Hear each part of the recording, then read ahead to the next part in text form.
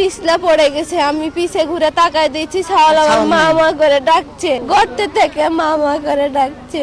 2 ছাওয়াল 2 কাকালে তুলিছি, পরে একটা নামাই দিছি, ওকে নামাই দিছি।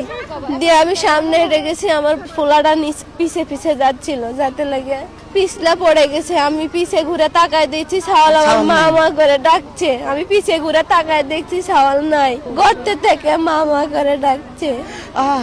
আমরা সংবাদ পেয়েছি এখানে যে একটা শিশু 6 ইঞ্চ একটা মানে পাইপের ভিতরে পড়ে গেছে। এই সংবাদ পাওয়ার পর আমাদের জনবল তানুর থেকে এবং রাজশাহী থেকে আমরা আসলাম। আসার পর ঘটনার পরিস্থিতি দেখলাম দেখে গর্তটার উপর দিয়ে আমরা আসার আগে পাবলিক কিছু মাটি কাটার পরে মাটিগুলো ভিতরে পড়ছে। যে তারপরেও আমাদের সার্চ ভিশন ক্যামেরা দিয়ে আমরা দেখলাম বাচ্চাটার কি অবস্থা।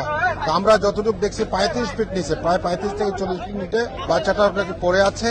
তো আমরা তাৎক্ষণিক দেখলাম যে আমরা যদি অক্ষত যদি ভিকটিম যদি আমরা উদ্ধার করতে চাই, তাহলে আমাদের এক্সকেভেটর ছাড়া একে উদ্ধার করা সম্ভব না। আমাদের অন্য কোনো আমরা প্রসেস আছে।